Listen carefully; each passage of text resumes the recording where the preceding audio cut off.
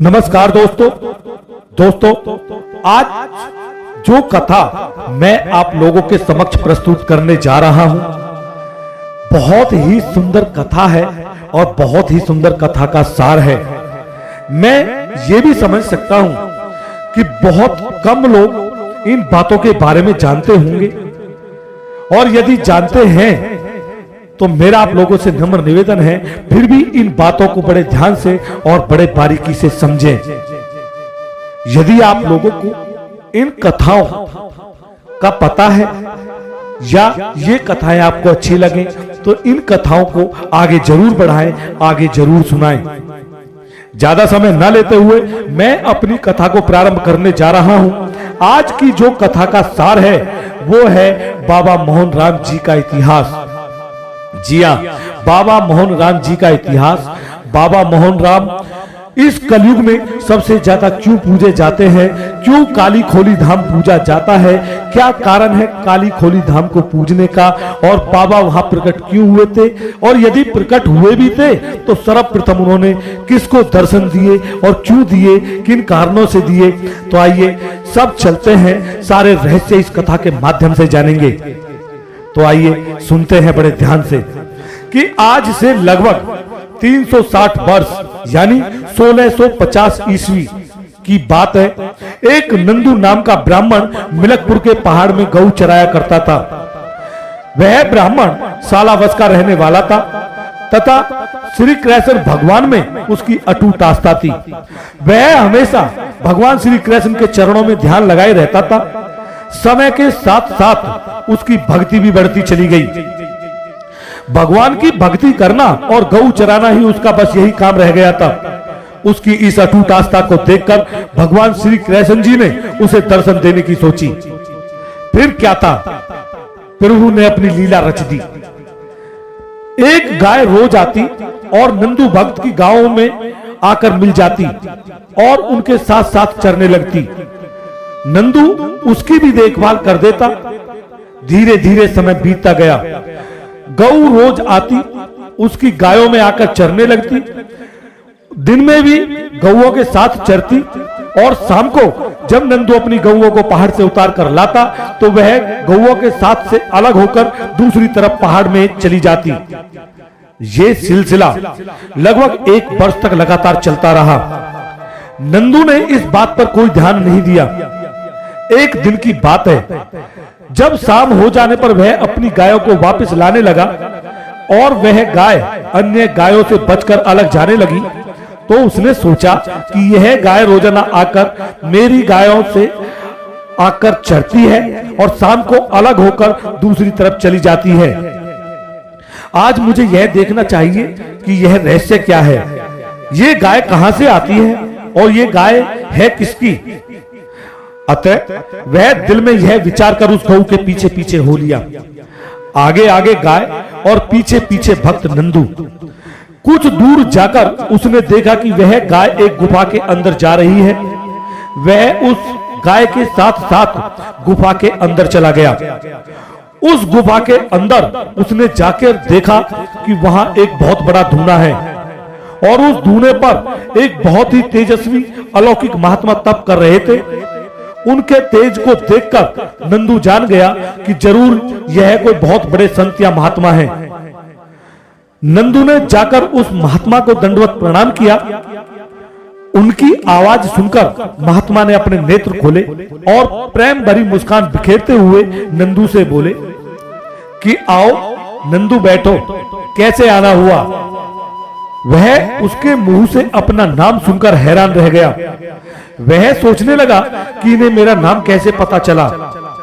वह उनके चरणों में सिर नवाकर उनके पास ही बैठ गए। कुछ देर मौन रहने के बाद बाबा बहुत ही मधुर स्वर में उसे संबोधित करते हुए बोले कि हे नंदू, तुमने मेरी गाय को 1 साल चराया है, अतः मुझ पर तुम्हारी 1 साल की चराई बनती है। मैं तुमसे बहुत खुश हूं। यदि तुम्हें कुछ मांगना है तो मांग लो। तब नंदू बोले कि नहीं बाबा, मुझे कुछ नहीं मांगना है। आपके दर्शन हो गए, मेरे लिए यही बहुत है।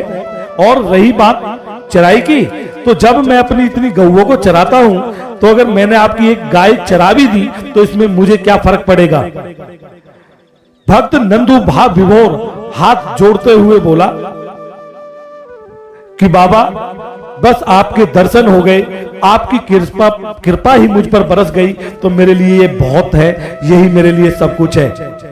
लेकिन बाबा बोले कि नहीं नंदू, मेरी गाय की गिराई तो तुमको लेनी ही पड़ेगी। अगर तुम नहीं भी लेना चाहोगे तो भी मैं इसके बदले तुम्हें कुछ अवश्य देना चाहता हूं। बाबा ने मुस्कुराते हुए फिर कहा कि हे नंदू, आज से तू मेरा परम भक्त बन गया है। मैं तुझे यह वरदान देता हूं कि कोई भी दुखिया तेरे दर से खाली हाथ नहीं जाएगी। मेरा नाम लेकर अपने मुख से तुम जिसको आशीर्वाद दे दोगे वह अवश्य ही पूरा होगा। यह मेरा वचन है कि तेरे वंश में 7 पीढ़ी तक मेरा कोई न कोई भक्त होता रहेगा, यानी तेरे वंश के ऊपर मेरी मेहर बनी रहेगी। आज से तू मुझे बाबा मोहन राम के नाम से जपना और आगे चलकर यही मेरा नाम भक्तों के दुख को दूर करेगा। बाबा मोहन राम का प्रकट होकर भक्त कान्हा को दर्शन देना। प्रिय भक्तजनों, आलपुर ग्राम में, जिसे आज आलूपुर के नाम से जाना जाता है, उस गांव में एक गोवर्धन नंबरदार रहते थे। उनका स्वभाव बड़ा तेज था। एक कान्हा नाम के पंडित जी उनके पास रहते थे, जो उनकी गौओं को चरा दिया करते थे और घर का अन्य काम काज भी कर दिया करते थे। पंडित जी बड़े धार्मिक विचारों के थे। बाबा की भक्ति सदा नेम से किया करते थे। नंबरदार ने एक दिन उसे जमा के पैसे भरने को दिए। जमा के पैसे जीवाना कस्बे में भरे जाते थे। दिन ढल गया था। पैसे भरकर वापस आने में रात हो सकती थी। रास्ते में जंगल पड़ता था। उस समय जंगल में जंगली जानवरों की संख्या बहुत रहती थी। डर की वजह से पंडित जी उसी समय जाने की बजाय दूसरे दिन सवेरे वक्त से जाने को कह दिया, मगर उसकी इस हुक्म अदूली के कारण नंबरदार भड़क उठे, जिसके दंड स्वरूप कांटों की बाढ़ पर नंगे पैर सर पर भारी पत्थर रखकर बाढ़ खुदवाई। सर पर भारी वजन का पत्थर नंगे पैर बाढ़ खूंदते वक्त उसके पैर लहूलुहान हो गए। खून की धार बह निकली। इतना दंड देने के बाद भी नंबरदार का दिल नहीं भरा। फिर उसके नंगे शरीर पर कोड़े बरसाने लगा। कोड़ों की मार से उसका सारा शरीर छलनी हो गया। शरीर से खून बहने लगा। इतना सब करने के बाद उसने उसी वक्त जीवाना जाने का आदेश दिया। पंडित जी जमा के पैसों को लेकर कराहते हुए उसी वक्त जीवाना कस्बे की तरफ चल दिए। दर्द के मारे उनका बुरा हाल था। पैरों में घाव हो जाने की वजह से उनसे चला भी नहीं जा रहा था, क्योंकि समय बड़ा बलवान होता है। समय बिगड़ी होने की वजह से वजन का पत्थर नंगे पैर बाढ़ खूंदने वक्त उसके पैर लहूलुहान हो गए। खून की धार बह निकले। इतना दंड देने के बाद भी नंबरदार का दिल नहीं भरा। फिर उसके नंगे शरीर पर कोड़े बरसाने लगा। कोड़ों की मार से उसका सारा शरीर छलनी हो गया। शरीर से खून बहने लगा। इतना सब करने के बाद उसने उसी वक्त जीवाना जाने का आदेश दिया। पंडित जी जमा के पैसों को लेकर कराते हुए उसी वक्त जीवाना कस्बे की तरफ चल दिए। दर्द के मारे उनका बुरा हाल था। पैरों में घाव हो जाने की वजह से उनसे चला भी नहीं जा रहा था, क्योंकि समय बड़ा बलवान होता है। समय बिगड़ी होने की वजह से वह लाचार था। इस बेरहम समय ने राजा हरिश्चंद्र जैसे महादानियों पर भंगी के घर भी पानी भरवा दिया था। समय के कारण राजा नल जैसों ने दर दर की ठोकरें खाई। यह सब बिगड़ी समय का ही प्रभाव था, जिसकी वजह से वह बेचारा पंडित इतने निर्दयी तक और इतने अत्याचार को सह रहा था। अपने भाग्य को कोसता हुआ वह बेचारा जंगल से गुजरा हुआ जा रहा था। अचानक उसके पैर ठिठक गए। उसने देखा कि आगे एक बालक उसका रास्ता रोके खड़ा है। बालक के चेहरे पर चंद्रमा के जैसे तेज चमक रहा था। उसके सर की भूरी भूरी लटाएं पैरों तक लटक रही थी। उसके शरीर से सूर्य की किरण जैसा तेज निकल रहा था। इतने तेजस्वी बालक देखने का तो सवाल ही नहीं, उसने सुना भी नहीं था। वह उस बालक को कोई भूत प्रेत समझकर पीछे लौटने लगा। वह जैसे ही पीछे की तरफ मुड़ा तो उसके पीछे शेर खड़ा था। उसने डरकर दूसरी तरफ अपनी नजर घुमाई। उसने देखा कि उसके सामने तो वह अलौकिक बच्चा, अगल बगल वह पीछे शेर खड़े हैं। वह डर की वजह से बेहोश होकर गिरने ही वाला था कि उस दिव्य बालक की मीठी आवाज गूंज उठी कि हे भगत, तू घबरा मत, मैं बाबा मोहन राम ही हूं। मैंने तेरे दुखों का निवारण करने को ही तुझे दर्शन दिए हैं। तू चिंता मत कर, आज रात को ठीक 12 बजे साधु वेश में मैं तुम्हारे घर आऊंगा, तुम मेरा इंतजार करना। इतनी कहकर बालक रूपी बाबा मोहन राम वहीं से अंतर्ध्यान हो गए। बाबा के इस रूप के दर्शन करके वह धन्य हो गया। खुशी के मारे उसका रोम रोम खिल गया। शाम का खाना पीना खाकर वह बाबा मोहन राम का इंतजार करने लगा। रात के ठीक 12 बजे उसके दरवाजे पर हल्की सी दस्तक हुई। पंडित जी तो इंतजार में बैठे ही थे। उसने भागकर दरवाजा खोलकर देखा तो उसकी खुशी का ठिकाना ना रहा। सामने माथे पर त्रिपुंड लगाए, हाथ में चिंता कमंडल थामे खुद बाबा मोहन राम उसके साक्षात उसके सामने खड़े थे। वह दौड़कर बाबा के चरणों में गिर पड़ा, फिर घर के अंदर ले जाकर अपनी पत्नी सहित बाबा की विधिवत पूजा अर्चना की। बाबा के सामने अत्यंत दीन भावना से हाथ जोड़कर दोनों ब्राह्मण ब्रह्माणी हाथ जोड़कर बोले कि हे बाबा, आज आपने हमें साक्षात दर्शन देकर हमें धन्य कर दिया। बड़े बड़े ऋषि मुनियों को भी आपके दर्शन दुर्लभ है। बाबा, आपने हम पर अपार कृपा की है। हम तो इतने अज्ञान अधमेह हैं कि आपकी पूजा पाठ की सही तरीका भी नहीं जानते।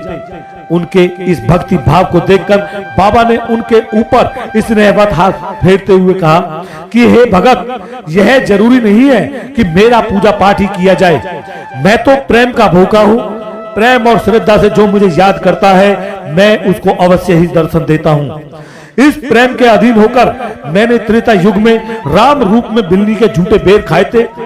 इसी प्रेम के अधीन होकर मैंने द्वापर युग में श्री कृष्ण रूप में दुर्योधन के सठ रस भोजन छोड़कर विदुर जी के घर रूखा सूखा साग खाया था। प्रेम के बस होकर के मैंने अर्जुन का रथ हाका था और इसी प्रेम के बसीभूत होकर सिरसागढ़ में भात भरा था। और अब इसी प्रेम के अधीन होकर मैंने तुम्हें साक्षात रूप में दर्शन दिए हैं। हे भगत, बड़े बड़े ऋषि मुनि भी घोर तपस्या करके भी मेरे दर्शन नहीं पा सकते, जबकि कुछ मामूली भक्तों ने मुझे प्रेम के कारण अपने वश में कर लिया। अतः सच्चा प्रेम पूजा पाठ से कहीं ज्यादा फलदायक होता है। तुम्हारे मन में मेरे प्रति अगाध प्रेम था, इसी वजह से मैंने तुम्हें साक्षात दर्शन दिए हैं। बाबा ने पंडित जी को बताया कि इस पहाड़ में एक वट वृक्ष के नीचे खोद कर देखना, वहां तुम्हें पंचमुखी शंख, सिंहासन, चरखा, खड़ाऊ, घड़ावड़ व सालाग्राम की मूर्ति मिलेगी। इन पांचों को अपने घर लाकर इनकी पूजा पाठ करना। इतनी बात कहकर बाबा तो अंतर्ध्यान हो गए। सवेरे उठकर पंडित जी ने नित्य नेम से निपटकर पहाड़ में जाकर उस वट वृक्ष को तलाशना शुरू कर दिया। सुबह से शाम हो गई, मगर वह जगह जो बाबा ने बताई थी उसे नहीं मिली। अंधेरा हो गया। परेशान होकर वह वापस घर लौट कर आया। घर आकर उसने इसी फिक्र में खाना पीना भी नहीं खाया और इसी चिंता में चारपाई पर करवट बदलता रहा। रात्रि के अंतिम पहर में उसे नींद आ गई। सोते ही उसे सपना आया कि बाबा ने उसे आकर जगाया और अपने पीछे पीछे चलने का आदेश दिया। बाबा और वह पहाड़ में चलते चलते उस स्थान पर पहुंच गए जहां वट वृक्ष था। बाबा ने उसे वृक्ष के नीचे एक स्थान को खोदने को कहा और वह उस स्थान को खोदने को तैयार हुआ तो उसी समय वह जाग गया, यानी उसका सपना टूट गया। उसने इधर उधर देखा तो वह तो घर में लेट रहा था। अब उसने महसूस किया कि वह तो सपना देख रहा था। उसे पूरा सपना ज्यों का त्यों याद था। अतः उसने जो रास्ता सपने में देखा था उसी रास्ते पर चलकर उसी वट वृक्ष के नीचे पहुंच गया। वहां से जमीन खोदकर जब उसने देखा तो उसकी खुशी का कोई ठिकाना ना रहा, क्योंकि वे पांचों अमूल्य चीज उस जगह पर मौजूद थी। पंडित भी उन पांचों वस्तुओं को अपने घर ले आया तथा नित्य नेम से विधिवत उनकी पूजा करने लगा। सुबह शाम कई घंटे हवन करता। उसकी पत्नी उससे इस बात पर नाराज हो गई कि वह सुबह शाम दोनों वक्त इतने घी को बेकार ही फूकता है। पंडित जी ने उसे काफी समझाने की कोशिश की, मगर मिश्रानी तो अपनी जिद पर अड़ी रही। मेरे दोस्तों, संसार में तुरिया हट, बाल हट और राजहट, ये तीनों हट मशहूर हैं। जब ये तीनों अपनी अपनी हट पर अड़ जाएं, तो संसार की कोई भी ताकत उनको मनाने में असमर्थ है। अतः अपनी हठ पर अड़ी मिश्रानी ने यह फैसला कर लिया कि वह अपने पति से इस हवन को छुड़वाकर रहेगी। इसलिए उसने धूने को उखाड़कर फेंकने के विचार से जब धूने की तरफ गई तो धूने पर शेर को बैठा देखकर घबरा गई। उसके मुंह से भय की वजह से चीख निकल गई और वह बेहोश होकर जमीन पर गिर पड़ी। उसकी चीख सुनकर पंडित जी भागकर धूने के पास आए तो उसने देखा कि उनकी पत्नी तो बेहोश पड़ी है। बेहोशी टूटने पर जब मिश्रानी ने उसे शेर के बारे में बताया तो बाबा मोहन राम की लीला को समझकर पंडित जी की आंखों में प्रेम के आंसू छलक आए। उसी समय जब वह अपनी पत्नी को बाबा की महिमा सुना रहा था तो तभी एक अद्भुत आवाज गूंजी कि हे ब्राह्मण, तुम इन 5 वस्तुओं को सालावास ठाकुर द्वार में पहुंचा दो। पंडित जी ने बाबा की आज्ञा को मानकर उन 5 अद्भुत को सालावास ठाकुर द्वार में पहुंचा दिया। प्रिय भक्तों, गांव सालावास धारूहेड़े से दिल्ली जयपुर रोड पर पड़ता है। ये 5 अद्भुत वस्तुएं आज भी वहां मौजूद हैं।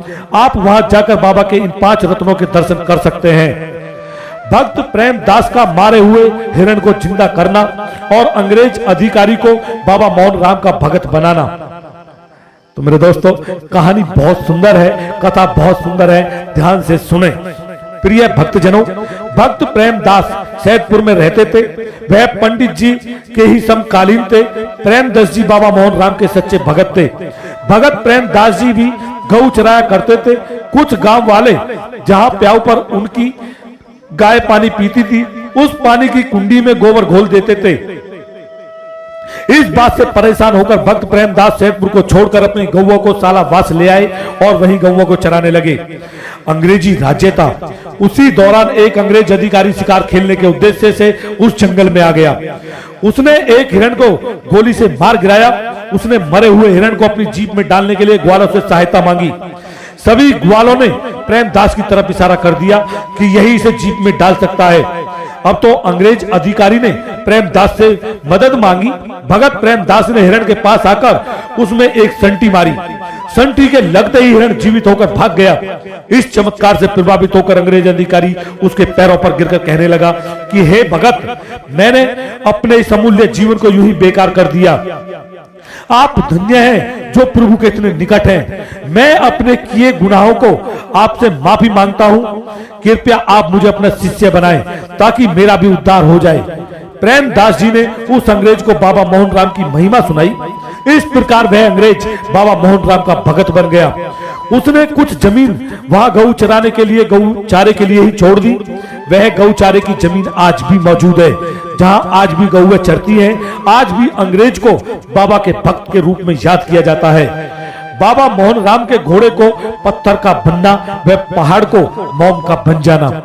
मेरे दोस्तों, कथा थोड़ी लंबी है। आप लोगों से निवेदन है कि इस कथा को अंत तक सुनते रहें। प्रिय भक्तजनों, जब बाबा मोहन राम ने नंदू को साक्षात दर्शन दिए थे, जो उसी दिन से ही भक्त नंदू पूरा ध्यान बाबा के चरणों में लगा देता था और उन्होंने पूरा ध्यान बाबा के चरणों में ही लगा दिया। गौओं को चराता और वहीं पहाड़ में किसी पत्थर पर बैठकर बाबा के भजन में लीन हो जाता। धीरे धीरे समय बीतता गया। उसे बाबा को फिर दर्शन की तीव्र लालसा पैदा हो गई। अब तो वह दिन रात यही माला रटने लगा कि हे बाबा, मुझे दर्शन देकर मेरी आत्मा की प्यास को बुझाओ। जब इसी लालसा में कई वर्ष बीत गए, तब भी बाबा मोहन राम ने भगत नंदू को दर्शन नहीं दिए। तो यह अचानक भक्त नंदू को क्रोध आ गया। भक्त जनों, यह भी बाबा की ही लीला थी। वह गुस्से में बोला कि हे बाबा मोहन राम, क्या पत्थर का हो गया है जो दर्शन नहीं देते हो? उसके इतना कहते ही उन्होंने देखा कि बाबा मोहन राम पीले घोड़े सहित पत्थर का था और पहाड़ मोम का बन गया था। घोड़ा कुछ कदम चला। पहाड़ मोम का बन जाने के कारण घोड़े के पैर पहाड़ पर कीचड़ की तरफ फंस गए थे। कुछ कदम चलने पर बाबा तो घोड़ा सहित अंतर ध्यान हो गए, मगर पहाड़ में घोड़े के खुर बने जो आज भी वहां मौजूद है। प्रिय भक्तजनों, खोली में जोत जलाने के बाद इस पवित्र खुरों के दर्शन करके तथा इनमें भरे पानी को श्रद्धा से अपनी आंखों पर लगाना जरूरी है। ऐसा करने से भक्तों के अंदर तमाम विकार खत्म हो जाते हैं। मोहन राम बाबा की और भी बहुत सारी कहानियां हैं। तो आइए मैं एक कथा और आप लोगों के समक्ष प्रस्तुत कर रहा हूं कि उत्तर प्रदेश राज्य में मुजफ्फरनगर जिले में भूमाखेड़ी एक गांव है, जहां चैकाले राम में श्रीमती हुक्मा देवी के घर एक बच्चे का जन्म हुआ, जिसका नाम रकम सिंह रखा गया। रकम सिंह के 3 भाई और बहन थे। रकम सिंह हल्की सी उम्र में दिल्ली डीडीए में नौकरी लग गया। वह बचपन से ही बाबा मोहन राम की भक्ति करता था। ये धार्मिक संस्कार उसे विरासत में ही मिले। चौधरी काले राम में श्रीमती हुक्मा देवी बाबा मोहन राम के परम भक्त थे।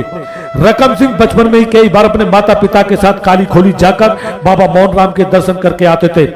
बाबा मोहन राम के चरणों में हमेशा उनका ध्यान लगा रहता था।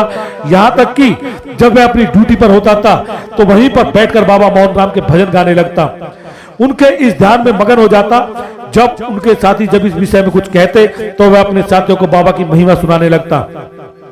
एक दिन की बात है, जब वह अपनी ड्यूटी पर था तो उसका एक साथी मशीन द्वारा पार्क की घास काट रहा था। तो मशीन में जुड़ा बैल कुछ धीरे धीरे चल रहा था। काम कुछ ज्यादा था जो जल्दी निपटाना था। समय कम था तो उनके उस साथी ने उसे बैल हाँकने की प्रार्थना की, जिसे मानकर वह उसकी बैल हाँकने में मदद करने लगा। बैल हाँकते समय रकम सिंह ने बैल को 2 डंडी मारी, जिसके कारण वह डंडी बैल के शरीर पर उमड़ आई। डंडी के निशान बैल के शरीर पर पड़े देखकर उसकी आंखों में आंसू आ गए। वह अपने आप को धिक्कारने लगा। वह ड्यूटी देकर घर चला गया। घर आकर उसने खाना पीना भी नहीं खाया। वह सोचते सोचते कि उसने एक पशु को इतनी जोर से डंडी मारी कि रात भर उसे नींद भी नहीं आई। उसका दिल बिल्कुल उचाट हो गया, जिसकी वजह से 3 दिन ड्यूटी नहीं गया। 3 दिन बाद जब वह अपनी ड्यूटी पर पहुंचा तो वह यह देखकर दंग रह गया कि उसके 3 दिन की गैर हाजिरी नहीं हुई है। उसके विभाग के एसडीओ ने उसे बताया कि तुम 3 दिन से लगातार आ रहे हो। उसके विभाग ने उसके चौधरी ने भी इस बात की पुष्टि की कि स्टोर कीपर ने सबके सामने उसे बताया कि तुम पहले की तरह इन 3 दिनों में लगातार आए हो। सुबह काम करने के औजारों को तुम रोज ले जाते और फिर शाम को वापस तुम खुद अपने हाथों से जमा करते रहे हो। अब तो सब की यह बात सुनकर रकम सिंह सोच में पड़ गया कि मैं तो 3 दिन से ड्यूटी पर था ही नहीं, तो फिर मेरी ड्यूटी कौन दे रहा था? यह कैसे हो सकता है कि घर पर भी और ड्यूटी पर भी जब मैं घर था तो मेरी जगह ड्यूटी किसने दी? यानी इसका मतलब यह हुआ कि मैं जब 3 दिन घर रहा तो बाबा मोहन राम ने मेरी जगह 3 दिन तक ड्यूटी दी। यह ख्याल आते ही वह बाप विभोर हो गया। उसकी आंखों में प्रेम के आंसू छल छलाए। उसने सोचा कि जब बाबा मोहन राम मेरी जगह मेरे रूप में ड्यूटी दे सकते हैं तो मुझे भी सब कुछ त्याग कर उनकी शरण में चले जाना चाहिए। और वे उसी समय ड्यूटी छोड़कर काली खोली वाले की शरण में आ गए और आज तक खोली वाले के चरणों में रह रहे हैं। इन्होंने दिल्ली, यूपी, हरियाणा व राजस्थान में अपनी मेहनत से व बाबा की कृपा से बाबा के अनेकों मंदिर बनवाए हैं, जिनमें आलूपुर व दिल्ली के नाथुपुर मुख्य हैं। ये मंदिर देखने योग्य हैं। इनकी सादगी व चेहरे के तेज के आगे भक्तों का मस्तक अपने आप झुक जाता है। इनकी सबसे बड़ी विशेषता यह है कि अन्य भक्तों की तरह ये कभी खेलते नहीं हैं। इन्होंने अपने श्री मुख से एक बार जो वाक्य निकाल दिया वह हर हालत में पूर्ण होता है। इनके सामने पहुंचने पर नास्तिक से नास्तिक भी बाबा मोहन राम में विश्वास करने पर मजबूर हो जाता है। इनकी आंखों से अपने चेलों के प्रति जो अपनापन झलकता है उसका उल्लेख करना बड़ा मुश्किल है। उनके चेहरे पर देखकर ऐसा प्रतीत होता है कि मानो सामने खुद बाबा मोहन राम साक्षात रूप में बैठे हों। इनके शिष्यों की संख्या के बारे में अनुमान लगाना असंभव है। हजारों दुखिया इनके वचन और बाबा की कृपा करे के संकटों से छुटकारा पा चुके हैं। बाबा की दोज पर आलूपुर मंदिर में और बाकी दिनों में नाथुपुर मंदिर पर इनके दर्शन करके धन्य हो सकते हैं। अब इन्हें भक्तजन रकम सिंह नहीं बल्कि प्यार व श्रद्धा से बाबा हरिनाथ के नाम से जानते हैं। आइए जानते हैं भक्त नेतराम कि कौन थे भक्त नेतराम जी। भक्त नेतराम जी के सीने में भगवान श्री कृष्ण का मुकुट दिखना बाबा मोहन राम के भगत शिरोमणि नेतराम जी का नाम प्रमुख भक्तों में सम्मान के साथ लिया जाता है। भक्त नेतराम खोली वाले के परम भक्त थे। इनके श्री मुख से निकला हर शब्द अटल सत्य होता था। एक बार की बात है कि भक्त चेतराम बहुत ज्यादा बीमार पड़ गए। उनका बहुत जगह इलाज करवाया मगर वे ठीक होने की बजाय ज्यादा बीमार होते चले गए। अंत में उन्हें गुड़गांव के अस्पताल में दाखिल कर दिया गया। वहां डॉक्टर ने उसकी पूरी तरह से जांच की तो कोई रोग के लक्षण नहीं मिले। भक्त जी का एक्सरा लिया गया। जब सिविल सर्जन ने उनका एक्सरा देखा तो वह हैरान रह गया। भक्त जी के एक्सरे में भगवान श्री कृष्ण जी का मुकुट साफ दिखाई दे रहा था।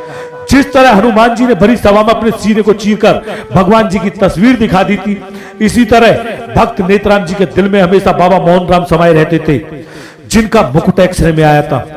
सिविल सर्जन भक्त राम ने राम जी के पैरों में गिरकर गिड़गिड़ाते हुए बोला कि हे महाराज, मैं तो आपको एक आम रोगी समझ रहा था, आप तो दिव्य पुरुष हैं। महान पुरुष होकर श्री कृष्ण जी आपके दिल में हमेशा निवास करते हैं, जिसका प्रमाण एक्सरे में आए मुकुट ने दिया है। हे भगत जी, मैं आपको कैसे ठीक कर सकता हूं? आप तो खुद ही हर रोग को ठीक करने में सक्षम है। उनके शिष्य एवं परिवार वाले नेत्राम जी को घर ले आए। मंदिर में आकर उन्होंने बाबा के धूने की भभूति ली और चरणामृत पिया, जिसे पीते ही वे तुरंत ठीक हो गए और सभी बाबा के चमत्कार को देखकर नतमस्तक हो गए। प्रिय भक्तों, भक्त नेत्राम ने पूरी जिंदगी बाबा के नाम पर अर्पण कर दी। इनके सैकड़ों शिष्य हैं जो बाबा की कृपा से दुखियों के दुख दूर करते हैं। भगत नेत्राम अपने जीवन के अंतिम पड़ाव पर दिल्ली के एक बड़े अस्पताल में दाखिल थे। इधर मिलकपुर मंदिर में उनके सैकड़ों जाति कीर्तन कर रहे थे। अनेकों भगत बैठे थे जो अपने गुरु नेत्राम जी के विषय में ही बीमारी की चर्चा कर रहे थे। कुछ कह रहे थे कि भगत जी ठीक हो जाएंगे, चिंता की कोई बात नहीं है। कुछ कह रहे थे भगत जी अब हमें छोड़कर जाने ही वाले हैं, क्योंकि आना जाना तो संसार का एक नियम है। जो इस दुनिया में आया है उसे एक ना एक दिन जाना ही पड़ेगा। ऐसी ही बात भक्तों के बीच में हो रही थी। तभी बाबा के एक प्रसिद्ध भगत चंदी टीकरी वाले को बहुत जोर की मेहर हुई। वह गरजता हुआ सा बोला कि अरे भक्तों, मंदिर की ध्वजा झुका दो, आज मेरा भक्त मुझसे सदा सदा के लिए मुझ में लीन होने जा रहा है। इस प्रकार इस बात को सुनकर सभी समझ गए कि हमारे हृदय सम्राट भक्त शिरोमणि नेत्राम जी का स्वर्गवास हो गया है। मंदिर की सारी ध्वजा झुका दी गई। दिन निकलने से पहले तो भगत जी का पार्थिव शरीर मंदिर में आ गया। उनके अंतिम दर्शनों के लिए लाखों लोग उमड़ पड़े। आज चाहे भगत नेत्राम जी हमारे बीच में नहीं रहे, मगर जब तक बाबा मोहन राम का नाम इस दुनिया में रहेगा, तब तक भगत नेत्राम जी को उनके प्रमुख भगत के रूप में श्रद्धा के साथ याद किया जाएगा। तो मेरे दोस्तों, ये है बाबा मोहन राम का संपूर्ण इतिहास कि क्यों बाबा मोहन राम की पूजा करती है, क्यों की जाती है, कैसे अपने भक्तों पर मेहर बरसाते हैं और क्या उन्हें पूजने से लाभ होता है, और कौन कौन इनके भक्त हुए, किस काल में हुए, क्यों हुए और कैसे बने।